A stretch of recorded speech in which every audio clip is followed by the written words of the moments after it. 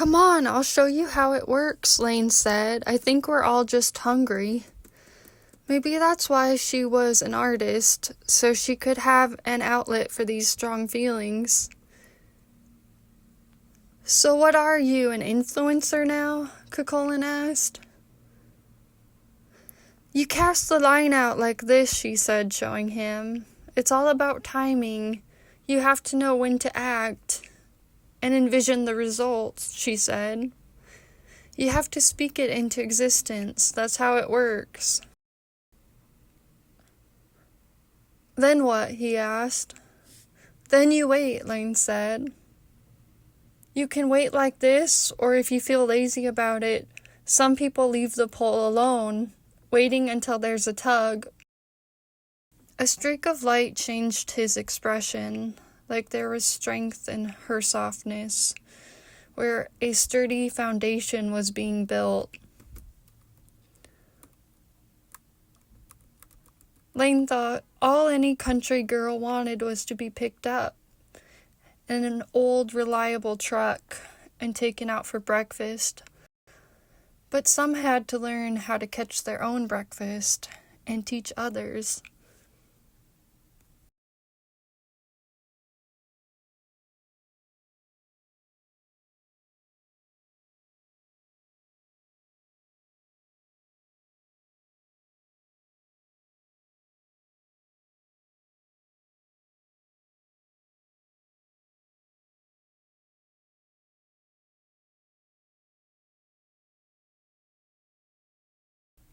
So what if Max had done the old trick of bait and switch?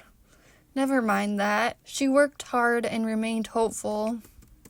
A hawk flew in the sky above her, and it seemed to be telling her to see things from a broader angle and take on a leadership role when the time was right. A life awaited her that needed her full attention, her full capacity to love, work, dream, and act upon the things she desired.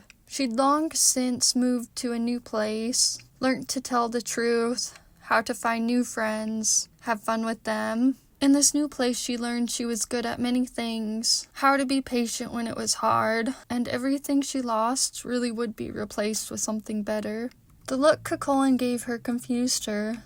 He looked at her like she was magic, and that she could teach him to be magic too.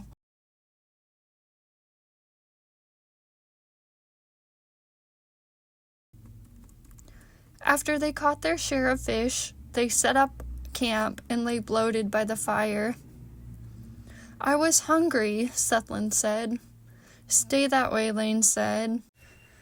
Just go after your own dreams and you'll teach others to do the same, Laine thought.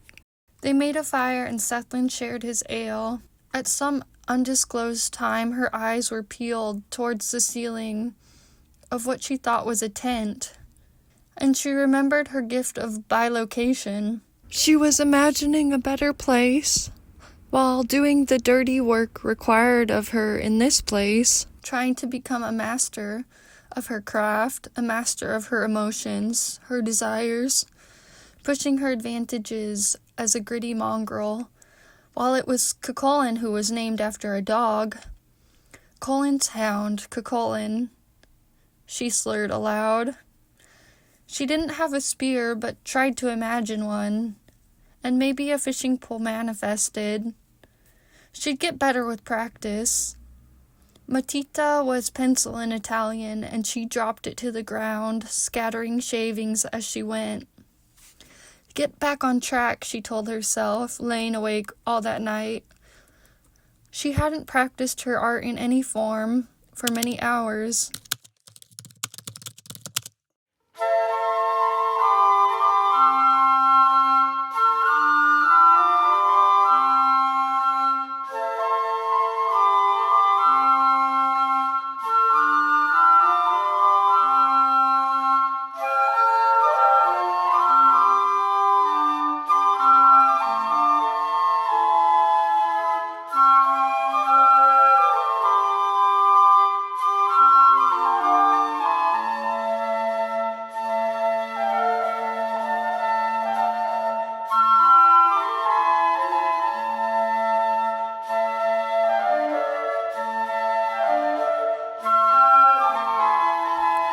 on, he said, patting her shoulder. Let's have some more to drink. They watched Sethlin disappear into the forest for the night before falling asleep with drunkenness. By that time, they were all good friends. The next morning, she awoke in the tent. Yes, it was definitely a tent. Cuchulain was laying beside her. I guess there are things I should tell you if we're going to be together, Cuchulain said.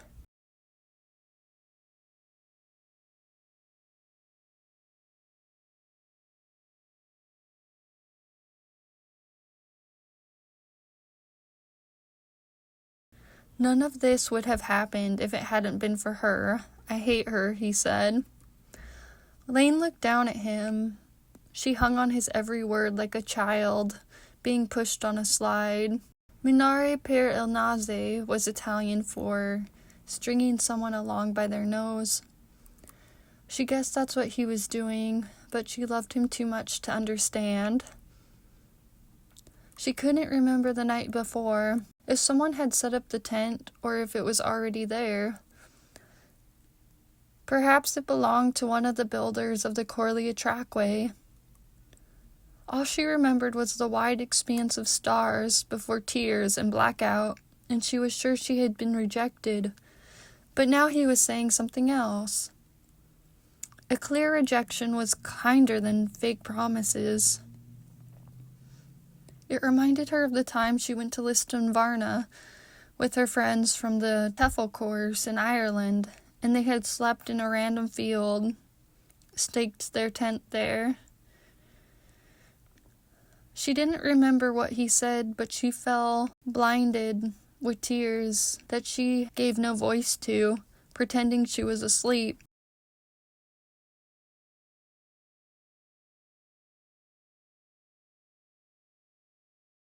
Wait, we're together now? I thought you said you didn't want to be in a relationship. And who do you hate? She asked.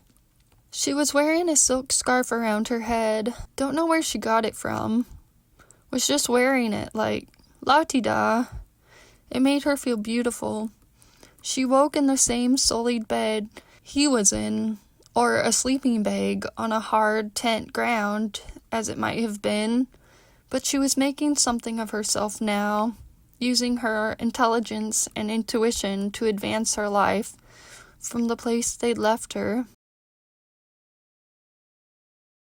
Laine had scissors and scrap paper on her side of the bed. She bit her lip and unbuttoned the first button on her pajama top. She wasn't sure where the modern-day PJs came from. Then she told herself, stay focused.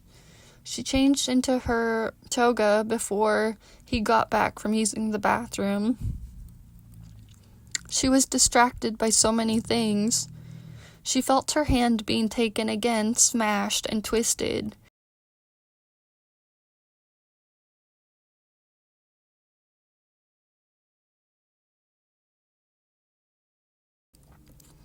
She gathered herself up and looked down at Cuchulain, who had fallen back asleep before finishing his thought or telling her who he was angry at. Now, with him suddenly saying they were an item, but what if he changed his mind again when he woke up? She did so want to be his girl. Elated suddenly, she capered down the field of dewy grass that morning.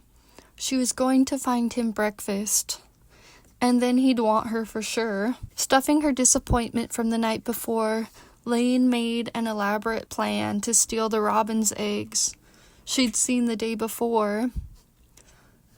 The way to a man's heart is through his stomach, Harlan always used to say. The grass was wet outside the tent like a cow had licked it tenderly, and she felt very loved by nature and the universe and her mother, even if not by a particular man or boy, or even herself fully at that point.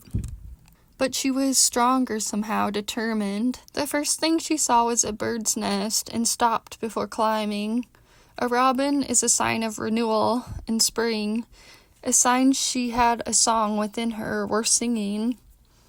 Maybe this was just another symbol of the good energy and positive momentum, making her feel like she could fully transform what was bad to what is good.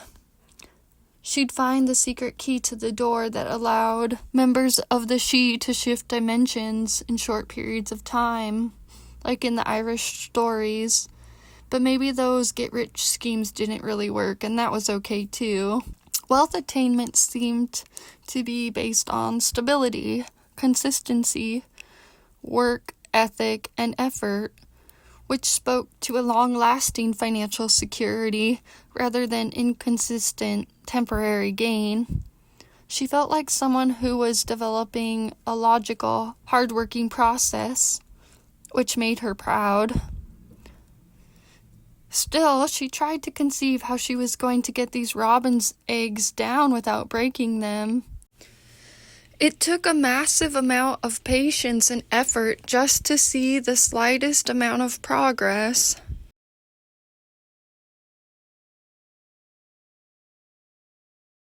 Maybe she'd toss them down on a soft spot of piled ferns, on top of leaves she created from felt.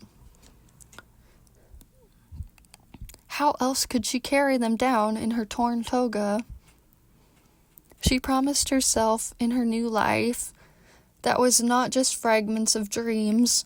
She'd only wear clothes with pockets.